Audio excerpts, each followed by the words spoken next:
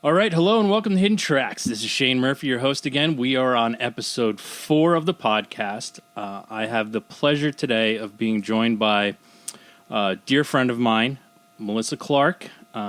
She's a fashion designer, so as I said, building this podcast, I'm going to have everybody involved with this. Everyday people who are good at what they do and who love music.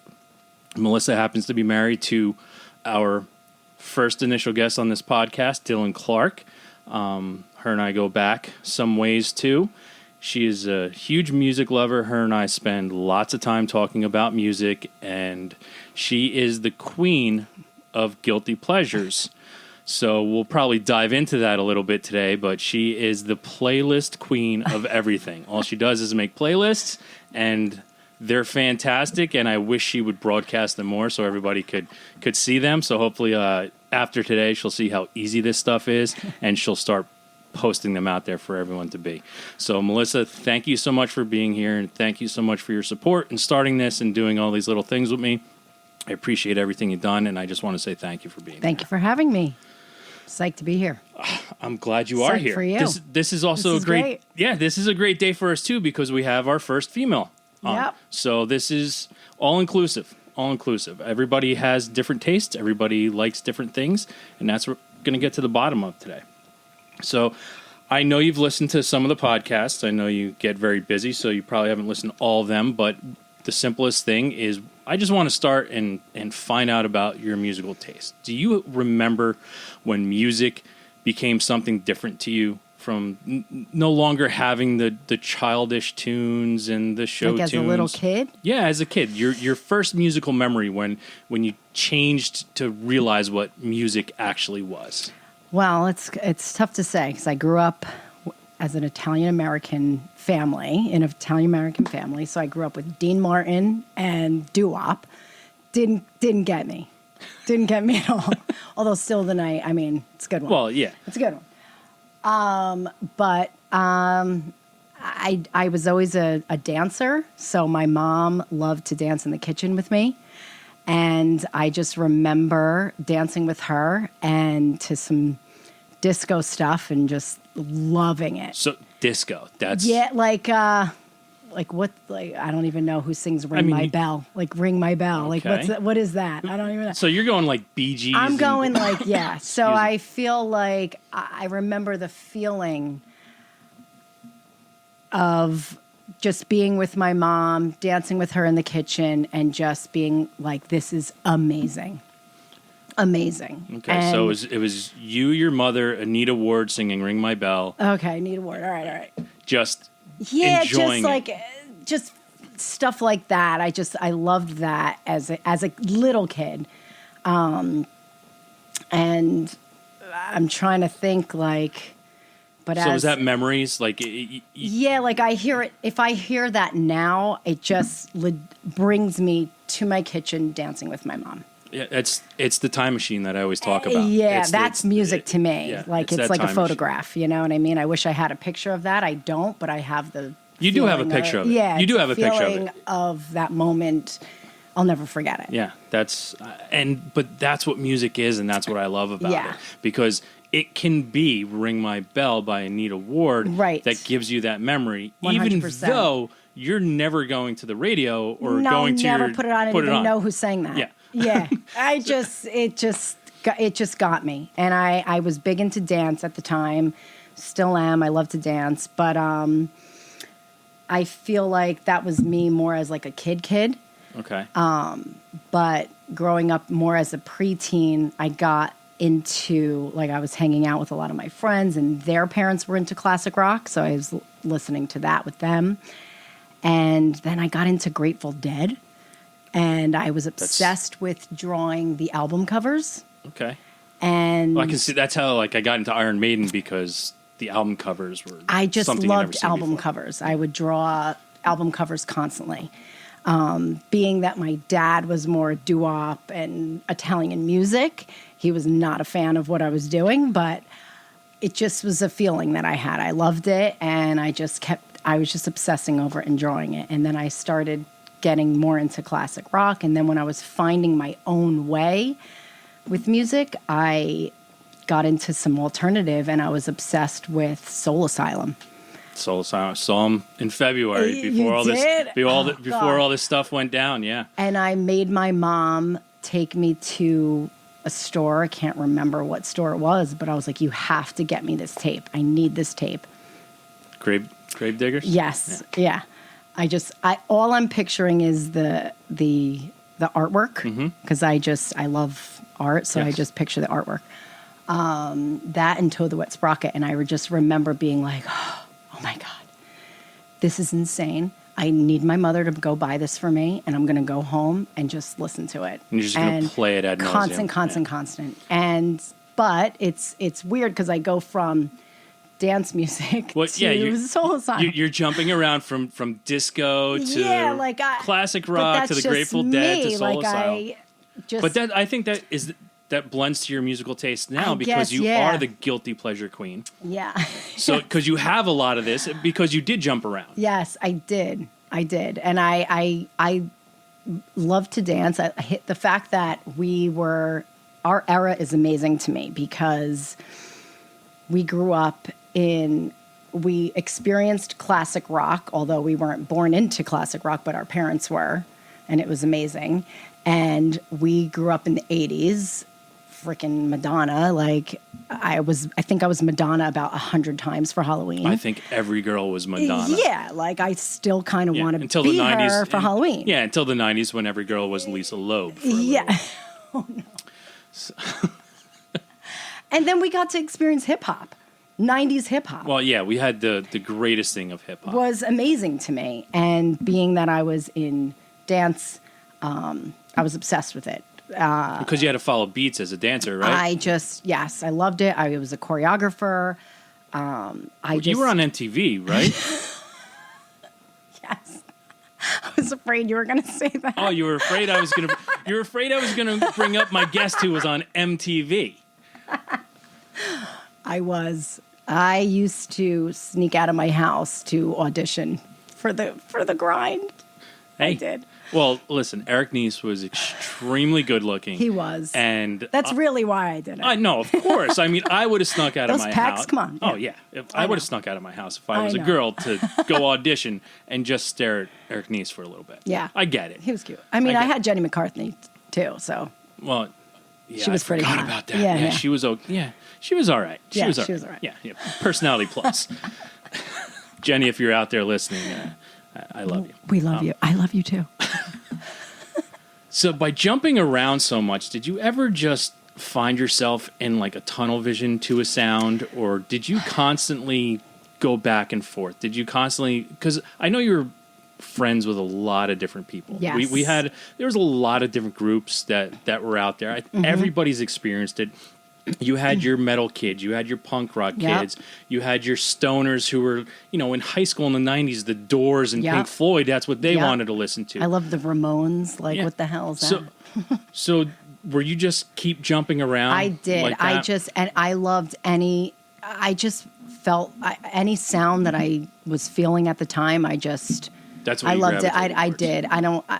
But it's kind of funny in high school. I always tell the story, but I was a dancer and cheerleader that loved to dance hip hop. I don't know any of the hip hop singers, but yet I loved alternative. So I used to get people coming up to me, pick one. Are you a freak or a jock?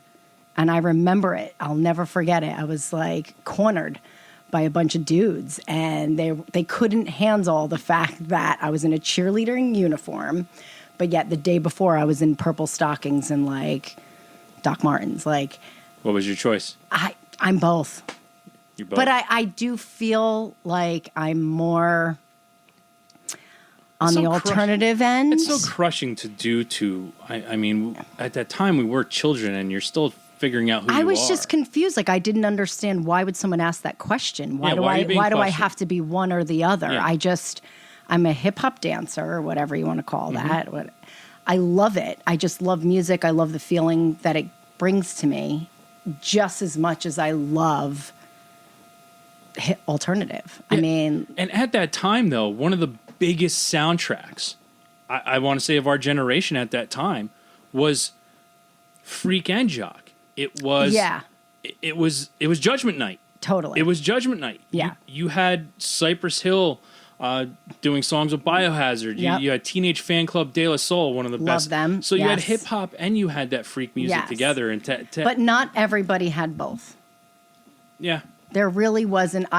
Even when I went to college, it was interesting because I had my whole CD book, and I went to college in the Hudson Valley. So most people were into hip hop music, and I could, gel with that. But I also had Dinosaur Jr., I had Blind Melon, I had Lemonheads, I had all that not many people had. And I do remember meeting some guys or girls that would be like, what is going on with this, with your CD collection? They couldn't understand me. Well, they probably didn't understand you because, first off, when you start seeing band names that you've never heard of, like Lemonheads, right, Dinosaur Jr., right, Blind Melon, if people hadn't seen that or heard that, it's a little weird. I mean, I had same experiences. I went out and I was in the military, and I met people from all around the world, and I gravitated towards some people, and those people were basically who had some of the same musical tastes. And again, that's how a lot of people become friends. They do. You become friends through music. One of my favorite things to do is I go to a lot of concerts.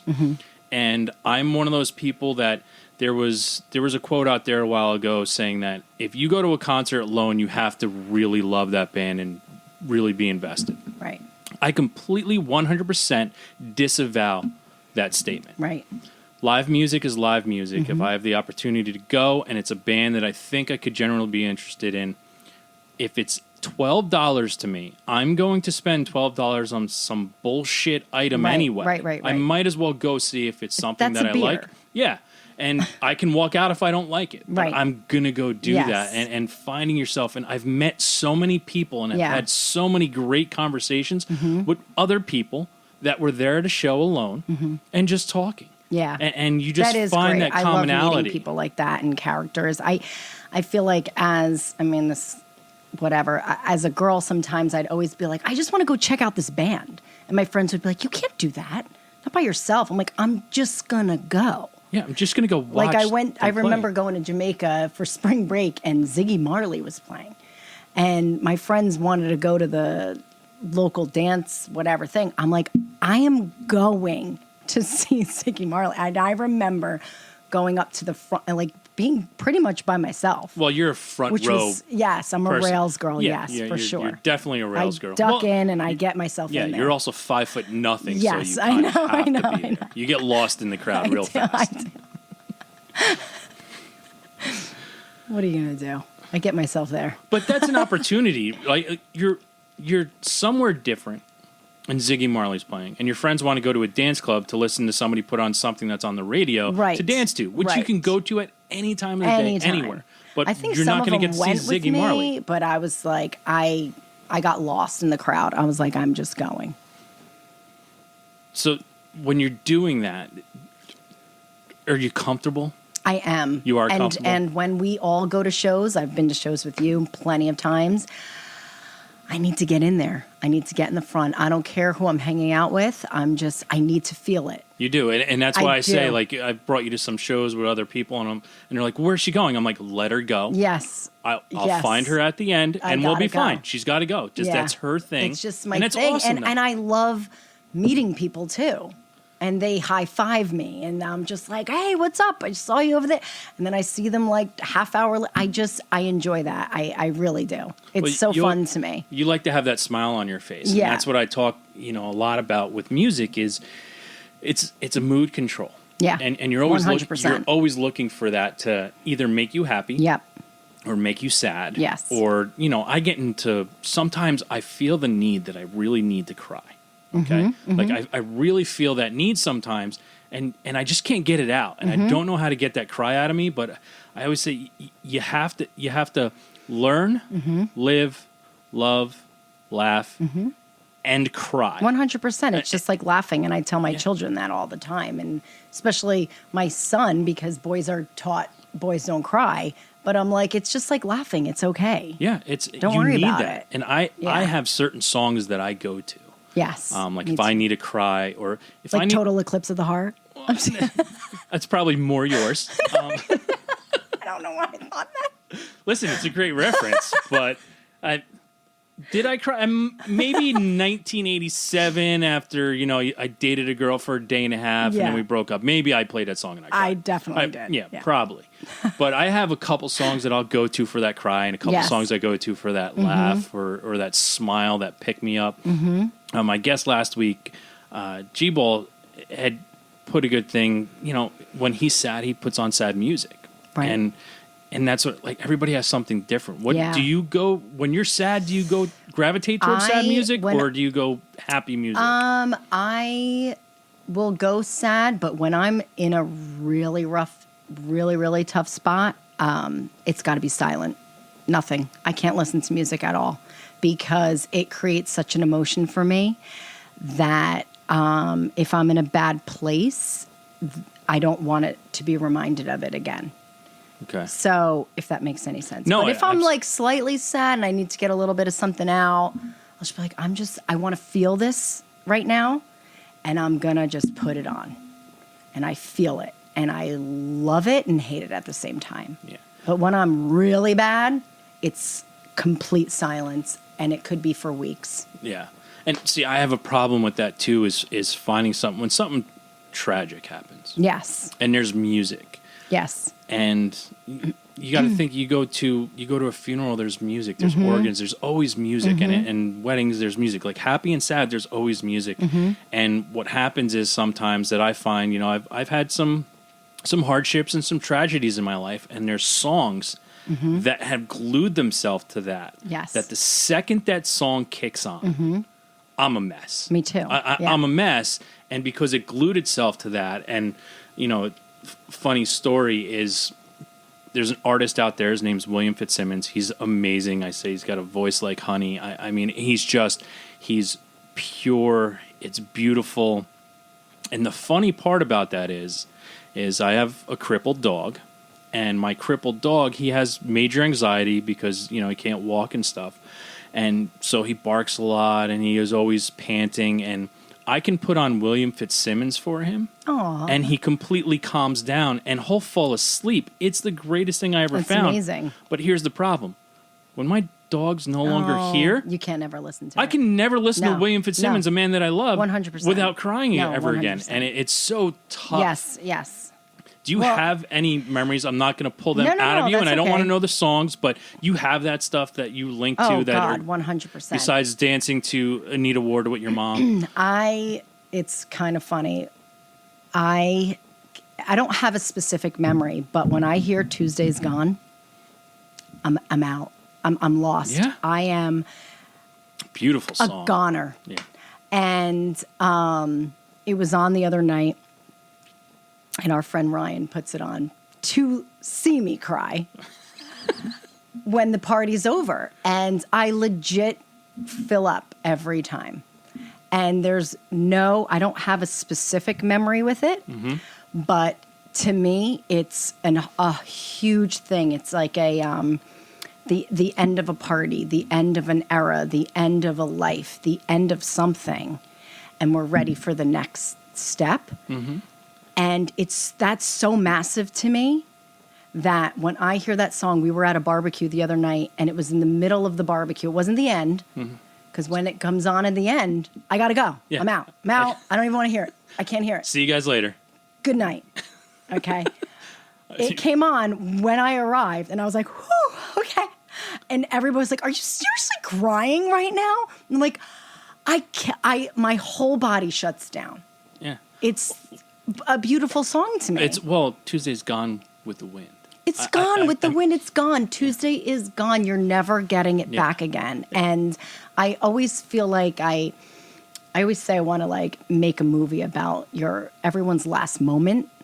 Like when was my last back dive as a kid? Do you know what I mean? Like, I don't know. Well, and it would be great to know that. Well, that's life. You don't. Yes. When you're doing something, Yeah. you don't know if you're doing it for the last time. You don't know. So I always feel like I make things so much bigger than that they are, but I feel the bigness of it. You want a production, and I do. You do. That's just my personality. Everyone knows that about me. You guys all know that about me. It's probably obnoxious at times, and that's okay. But I do it to create moments for people, like to make things like, this is great, you guys. Like, let's live in this moment, and it's going to be gone in 5 minutes. And that's why you have your Guilty Pleasure playlist that's 100%. playing during that time. I love the Guilty Pleasure playlist.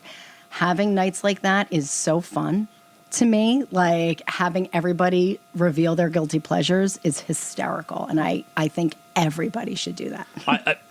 I think it's cathartic. Yeah.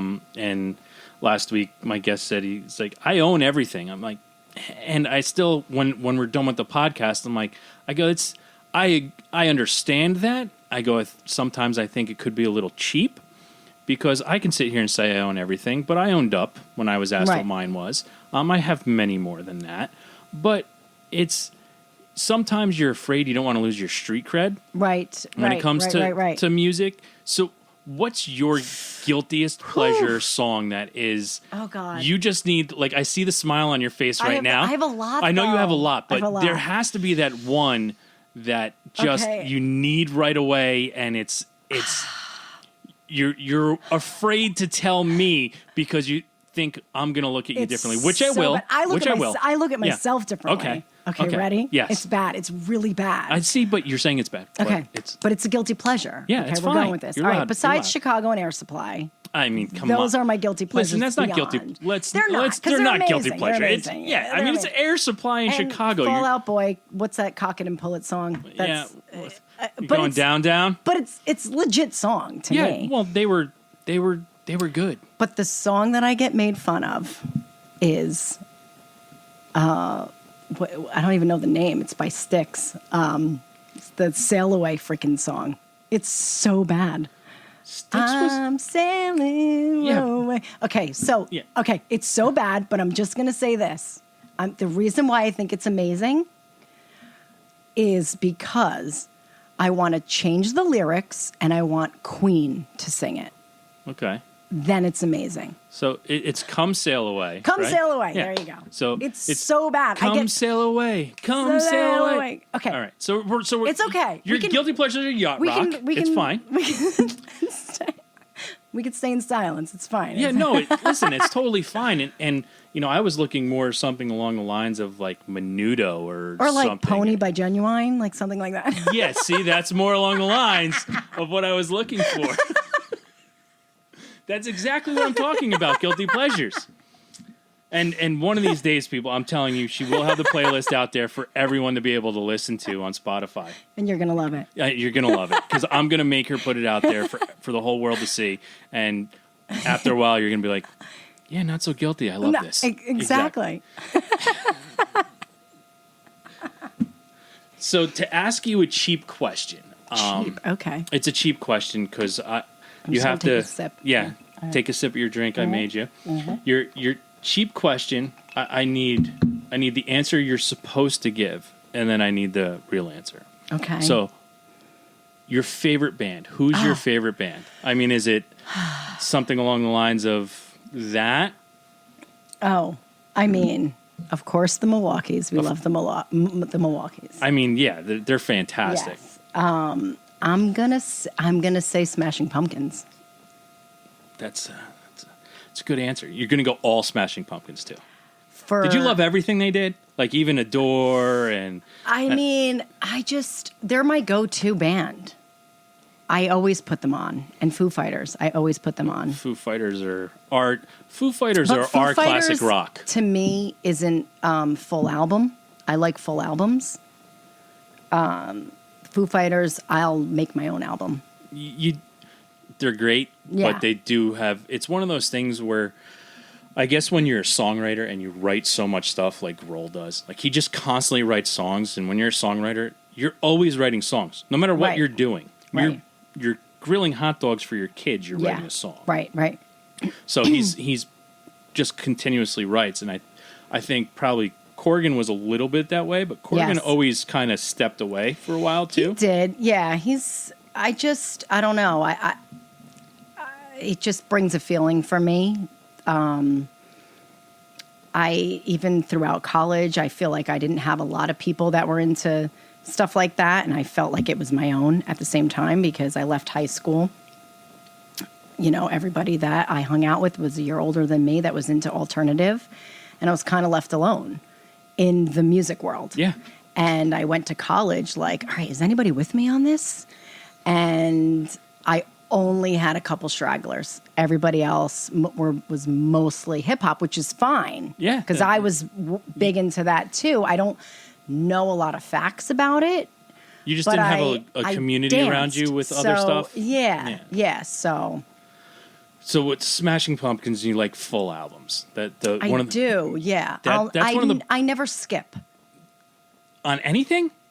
I mean...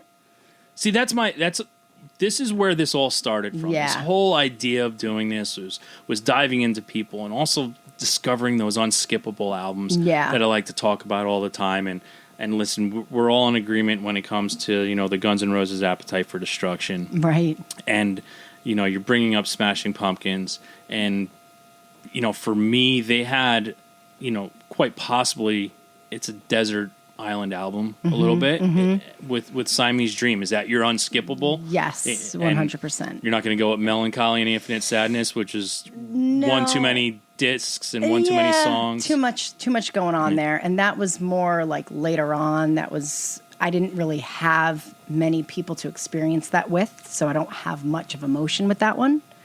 But I do feel like when in doubt, put on anything Smashing Pumpkins. Yeah. Well, so Siamese Dream was, I'm pretty sure, was 1993? I'm pretty sure.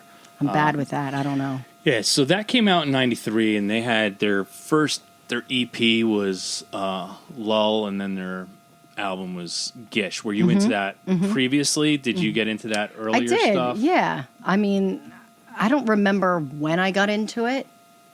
I don't know how I got into it. Probably Dylan. I'm not really sure. I'm sure. I mean, he introduced me to so much music. So I just never let it go. Do you have any other things that are your unskippables? I mean, everyone's allowed to have more than one. Like Fleetwood Mac, Rumors. See, everybody loves that album, and you know, I don't want to offend anyone. I just never listen. Stevie Nicks is undeniable. Stevie Nicks has an undeniable voice, yeah. and I completely understand it. And as like I always say, I understand. Yeah. But it doesn't resonate with me. Right. Is the Stevie thing your go-to with that? I just love her. I feel like I never really wanted to be anybody, but if I wanted to be a singer or anyone in a band, it would be Stevie Nicks. I think she's amazing. I think her voice is amazing. Her music is amazing. Me and my friend Megan growing up, I remember we just would not stop listening to Fleetwood Mac. I loved. Did you come out? And I still do. In white sheets, yes, 100%. And let doves with the fan always. blowing I always in your had face? a dove with me, like in my bag. Yeah. Always. I still do. It's weird. It's in my car. I was wondering what was moving. Yeah, it stopped moving a while ago in your Sorry. bag. It stopped moving, it's so it's... I killed it. Okay, that's all right. So, PETA, don't come after us. This is all a joke. But did we ever play that Wild Hearts clip on YouTube? Yes, we did. It's insane. Yeah, we played. It's the most amazing thing I've ever seen in my life. We were away in New York. We played the clip. Yeah. So. And Matthew Sweet is unskippable. Matthew Sweet is yeah. Which unskippable? Album? The Girlfriend. Girlfriend. Yes. Girlfriend. See, and Girlfriend's fantastic. I think Fun is also unskippable. Yeah. I think it doesn't get what it should. Right. I think Fun is unskippable as well. I mean, I have a lot. Yeah. I just can't. I don't know. No, can't think of it now. And funny thing, like you bring up Matthew Sweet and some of the things, and I love history of music and finding out things. Like looking at Matthew Sweet when he started, like he just had that. He was signed to a record label immediately. He had an undeniable voice, but he looked like he was on Beverly Hills 90210 when he first came. 100%. And I didn't even give a shit. Like I don't care. I never cared what anybody looked like or whatever. It was always about the sound. He got dropped from his label. Yeah. And then put out Girlfriend. Right. And then he was one of the voices of our generation. Mm-hmm. Yeah. Because it was just one of those, who is this guy? Yeah. Meanwhile, you go out and I remember hearing Girlfriend And I don't think the song was out. I don't think the album came out yet because it was like MTV 120 minutes or something. And I was like, I got to go get this. I got to get anything by him. And I bought one of his first records that was like overproduced. He looked like a kid from Beverly Hills 90210. And I was like, is this the same guy? I know. Like, because has that ever happened to you too? Like when you hear something, you rush out to buy it and you accidentally buy the wrong thing. You brought up Toad the Wet Sprocket. Same thing happened to me. Glenn Phillips went solo. I went out to buy a Glenn Phillips album and it was this stoner rock guitarist guy with the same name spelled the same way. Right. And I get burned. Yeah. You ever get burned? Like disappointed? Like. Yeah. Are you do you go get something that you want so bad and then you're just like, what did I do? Bummed out. I don't know. It's more like, it's not really like buy something and what did I do? It's when I go to a show and what did I do? Well, that happens. You know what I mean? That happens a lot. Yeah. I mean, I'll be honest. We just talked about Smashing Pumpkins. Yeah. I saw Smashing Pumpkins in '93. Right. They were amazing. Yeah. I saw Smashing Pumpkins in '95. It was literally the worst show I've ever seen in my life. Really? None of them were in tune. Corgan couldn't sing. I was like, what happened? Yeah. And I mean, you get disappointed a lot, but that's why I always say, okay, could have been a bad show. I'm still a fan. Right. I'm going to go back, and hopefully they redeem themselves. Right. What's the last show you went to that you were so disappointed? You don't have to name names, but I feel bad. But who was the band that you liked at that show? I went with you, Houndmouth, but then when we saw them live.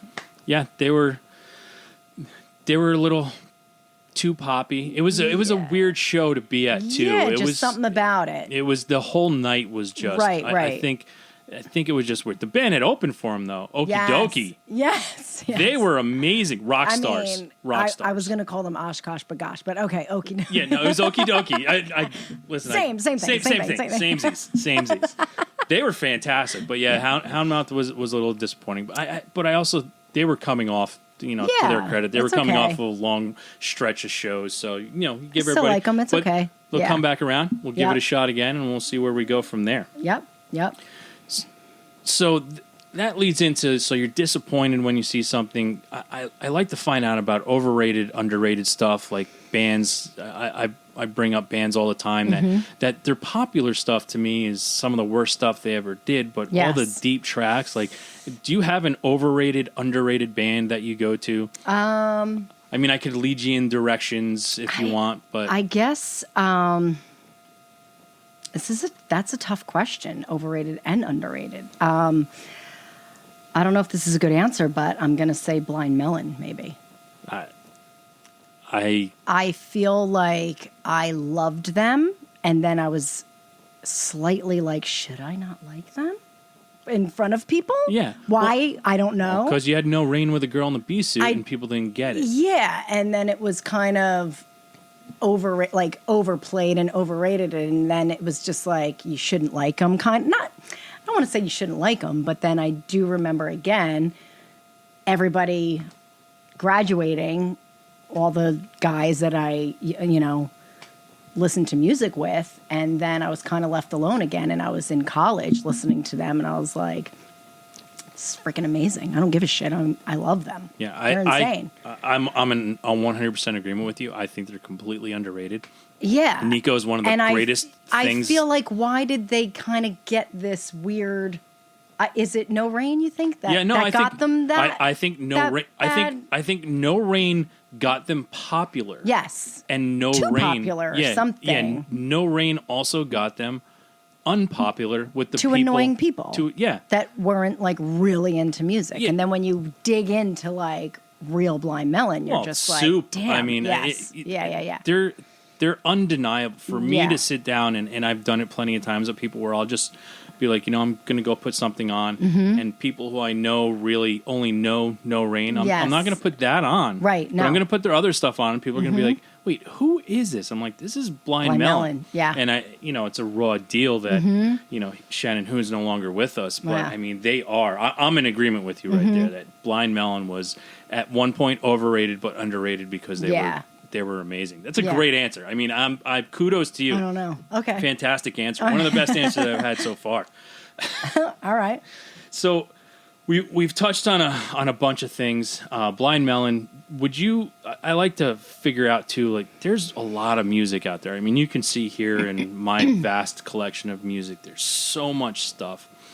Is there somebody that sitting here that we're talking may register in your mind, or you're looking around the studio here and you see something, you're like, oh my God, I forgot how good they were. Do you have anybody that's like you want people that you just forgot about besides Blind Melon, right? That you forget about sometimes? And you're like, God, they're just so amazing. Many. I mean, you're allowed to have more than one. This isn't a show of one I answers. feel like I love bringing music back to me. Like I recently brought back Total Sunny Eclipse Day of the Real Heart. Estate. Like, yeah, exactly. There it is. Come on, Pony by Genuine. I mean, like, come on, everybody, like, put it on. I love going back to music and bringing it back to life. Do you know what I mean? Yeah. Like I recently brought back Sunny Day Real Estate. You probably always had it. Yeah. Never went away from me. It went away for me forever. So because there's so much music out there, stuff does go away. It goes away, and I love tapping back into it because I'm literally listening to it for the first time again, and I'm like amazed by it. Like I can't even handle it. But I'm trying to think of. There's so many other. I just got in. I've been getting into like deep music holes, big time. Well, you're up all night. I'm up all night. I'm always up all night. And I got into a recent music hole on vacation, and everyone decided to go to bed. And I was like, well, I got no one else to hang out with. And I was just getting, having a couple drinks. And you get to hang out. You get to hang out with Spotify and iTunes. I was just and hanging the out with by myself. And I actually had so much fun. And I brought back Free. Amazing. Extremely uncredited. Like, oh my God, rock band. This is insane. Extremely uncredited rock band. They were at a time. They're known for me right there. We can go back to overrated, underrated. Yeah, because they had like why hits. isn't it out there? And I'm sure I know it through Dylan. Yeah, I mean, I also bring it back to me back in the day with a couple of my middle school friends, but I'm not really sure. But I was obsessing over it. I can't even handle it. Yeah, and I brought it back like almost like I was listening to it for the first time. Yeah, I don't think, and this is why I like what we're doing is because a band like Free, they're from the 70s. Everybody knows a song by them, okay? Whether they want to admit it or not, as soon as they hear it, but they would probably... You don't even realize it is them. Yeah, you'd probably think it was a Skynyrd song. I know nothing about them. You would probably think it was a Skynyrd song. Right. It's All Right Now. Yeah, yep. Okay, it sounds like a Skynyrd song. Mm-hmm. It sounds like it could be Skynyrd. Fire and Water is one of the greatest albums they've done. I have a special Free section. I have the box set over there, too. I have to see the album cover. I don't know the name. Fantastic. I don't know names. Yeah. But... I mean, they're a British band, okay, but they sounded like they were from the South. Everybody was like, "Who is this band Free?" And especially in America when there was a huge, English invasion of music, and they're like, "Wait, these guys sound like Skynyrd," and people just wrote them off. Right. But they were phenomenal. They are Free. That's another overrated. It's such a underrated feeling. There's so much feeling to that. They're amazing. So you just dive down that rabbit hole and you stay up all night. I just got there and I got to Cream. I got to, I don't even know. I was just diving into so much.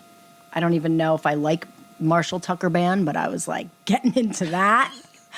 I was then into 38 Special. 38 Special's got some hits. So good. Bang Bang, 38 Special. I was just obsessing, and I started making playlists over my whole journey. Which that's what everybody kept saying. They were like, dude, what was your music journey last night? Because I woke up telling everybody what an amazing night I had. And I made the playlist. And I love it because now everybody can experience that with me. And just I love when people send me songs. Like you send me songs. Our buddy Matt sends us songs. Dylan sends us songs. And it means so much to me when someone sends me a song because it brings on such a feeling, and I always put it on a playlist. And when I retrace back to it, I'm like, it brought me back to that feeling. And I love it. And that, again, my friends, this is why I constantly say the closest thing in reality that we have a time machine is 100%. Music. It's like taking a photograph. It's just unbelievable. I have this amazing feeling of when we were at the lake together in Minerva and we were all cooking together. Yeah. And Wait For Me came on, Kings of Leon. Yeah. I will never forget that moment. And I put it on, if you ever notice, it's always on my playlist. Only because that was such a fun moment for me. I remember, I think you were making sausage and peppers. Yeah. We were all silent. I had a playlist going.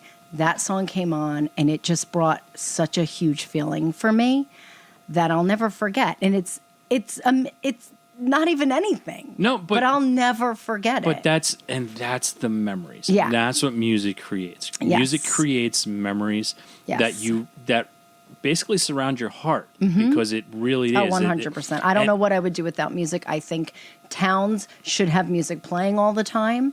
I think I constantly need to hear music. It's weird when I don't not only hear music. I'm in agreement with that. Like, not only at Christmas time should you have music blaring over the speakers in the town. Yeah. It should just always be on. Always be on. Always be on. Always background music. Always that noise. You know, when we go to parties and all of a sudden music stops, we freak out. I can't handle it. Yeah. Somebody just play something. 100%. Somebody start singing. Do something. Yes. So, I mean, doing that, and with that time machine and the mood control that we've talked about, and I mean, you brought up a thing too. It's like a picture to me. I don't know. I would rather rip up a picture. Yeah, because I'd rather have that memory. 100%. Because you're feeling it. Yeah, the picture I almost. The picture, I look at it, and I'm like, oh. I mean, I'm a big picture person. I love photography, and it's still. I'm almost like I don't even remember that. I don't feel that feeling, but the music actually. It's almost like you're just like it's a jump start. It's like getting into your body, like your nerves, like your bloodstream, like your brain. It's just massive. It brings you back. It doesn't happen to everybody. No, and that's okay. Yeah, that's fine. But to us nerds, we are nerds. But it brings you back to your mother's kitchen, dancing to Anita Ward. Yes, that's exactly what it is. Which is amazing. Yes, which is amazing. Brought me happiness. So we're coming in on our time that I try to keep this at, and I like to end every week with the weekly threes. Okay. And weekly threes it can be new, it can be old, it doesn't matter what it is. But 3 things you're listening to right now that you want people to know about. Okay. I can't pronounce their name properly. The Menzingers. Okay. The Menzingers. Okay. Menzingers? Yeah. Okay. I felt. Don't you love when you just discover music? Even though I didn't discover it, but I feel like I discovered it. You discovered it for you, though. I discovered it for me. Yeah, you discovered it for you, which is that's what music is. Yes, it's a discovery. It's a constant discovery. I love digging into stuff and finding something, and my obsession is finding 1 or 2 great songs. But I'm huge into finding like full albums that are great. So I would say that the White Reaper we've been into, and what's the third one? I don't know. Well, doesn't have to. It can be anything old that you. What did you listen to on the way here? I mean, it's. I have to go to my recent playlist because you have so much. I have so much. What did I listen to? I don't even know. What's your big thing that you're liking now, though? That you can remember to like? I mean, oh my God. Wait, this is really funny. I'm so into so many things. I mean, the Weeks, Matt. Okay, yeah, our the friend Weeks. Matt brought that up, and now the new Killers album. All right, so we're limiting you to the 3s. So we're going Menzingers. Right. I don't know. We're going White Reaper. Yeah. And we're going Weeks. Yes. Okay. Those are your 3. Yes. So my top 3 for this week are Curb. That's what's Curb? ERB. They were, it's older. They were an Australian pop punk band back in the late 90s. Okay. Got back into them. It's one of those things, rediscovering and listening to music, and me all of a sudden hearing a song. I heard it on my shuffle, and I was like, I forgot how good these guys were, and now I've just been listening to it all Love week. that. Lifted Bells is another band that I got big into. Again, they're from Chicago. It is, if anybody out there knows who Rob Nana is, he was singer for Braid, Hey Mercedes, The City on Film. It's his new band, and amazing. And my last but not least on my 3 is Tara Lightfoot, Canadian singer-songwriter. I had the opportunity to see her, talk to her a little bit a couple years ago, and she's a star. To me, she's a rock star. And when I say rock star, I think Gene Simmons said it best. He goes, nobody ever says he's a hip-hop star. Nobody ever says, he's a grunge star. He's an emo... Rock star. Rock star. She's a rock star. Cool. Check her out. She's amazing. Singer-songwriter, Canadian girl. Amazing person, too. She was so nice. We talked for a little bit. Her band was fantastic around her, too. So those are my top 3. Nice. Curb, Lifted Bells, and Tara Lightfoot. So, Melissa, I want to say thank you so much. Thank you. For being a part of this podcast, for supporting me, helping through all this. And I want to say thank you so much. You are a dear friend. It's awesome to have a female on here too, and hope to have many more coming in the days. So I just want to say thank you so much. Thank you. Everyone have a great time. Bye.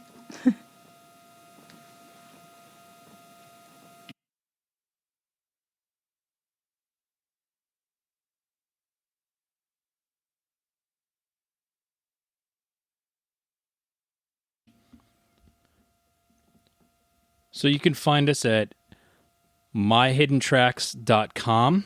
Website is up and running. You can reach us at Twitter at myhiddentracks1. Facebook is Hidden Tracks. You can reach us at Instagram is hiddentracks99. And we are up on Spotify, Google Podcast, and we had a big day today. We are now up on iTunes. Hidden Tracks Podcast. Please, if you can, really appreciate it. Likes, subscribe, 5-star reviews. Let's get this out here. Let's get more people to be involved.